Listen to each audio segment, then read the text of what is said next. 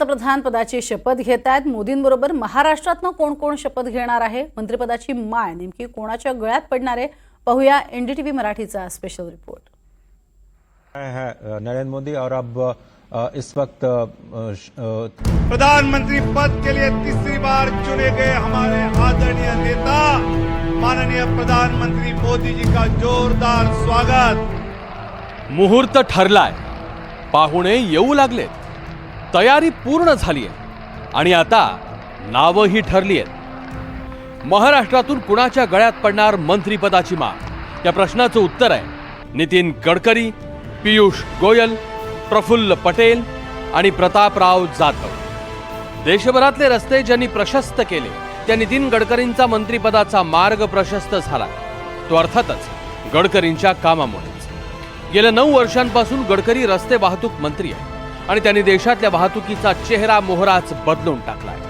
गडकरींचं काम एवढं भारी की सोनिया गांधींनीही लोकसभेत गडकरींच्या कामाचं कौतुक केलं होतं। सर्वसमावेशक चेहरा, कार्यतत्पर आणि अजातशत्रू अशा गडकरींच्या गळ्यात मंत्रिपदाची माळ पडली नसती तरच नवल। मोदींच्या मंत्रिमंडळातलं महाराष्ट्रातलं दुसरं नाव आहे पीयूष गोयल। पहिल्यांदाच निवडणूक लढलेले आणि मुंबईतून जिंकलेले भाजपचे एकमेव खासदार। सीए असलेले पीयूष गोयल हिशोबात एकदम चोख। ऊर्जा मंत्री, अर्थमंत्री, रेल्वे मंत्री आणि वाणिज्य मंत्री पदाचा अनुभव गाठीशी आहे। हुशार आणि भरपूर एनर्जी असलेला हा मोदींच्या मंत्रिमंडळातला महाराष्ट्रातला हा गुजराती चेहरा। राष्ट्रवादीमधून मंत्रिपदी वर्णी लागणारे प्रफुल्ल पटेल सध्या राज्यसभेवर खासदार आहे। राष्ट्रवादी अजित पवार गटातला ज्येष्ठ आणि हाय प्रोफाईल चेहरा, मंत्रिपदाचा अनुभव आणि सर्व पक्षीयांशी उत्तम संबंध यामुळे प्रफुल्ल पटेल मंत्रिपदी फिट आहे। शिवसेनेतल्या शिंदे गटात मंत्रिपदाची लॉटरी लागू शकते ती खासदार प्रतापराव जाधवां। प्रतापराव जाधवांची ही बुलढाण्यातून खासदारकीची 4थी टर्म आहे। शिंदे गटातले ज्येष्ठ खासदार म्हणून प्रतापरावांची मंत्रिपदी वर्णी लागेल।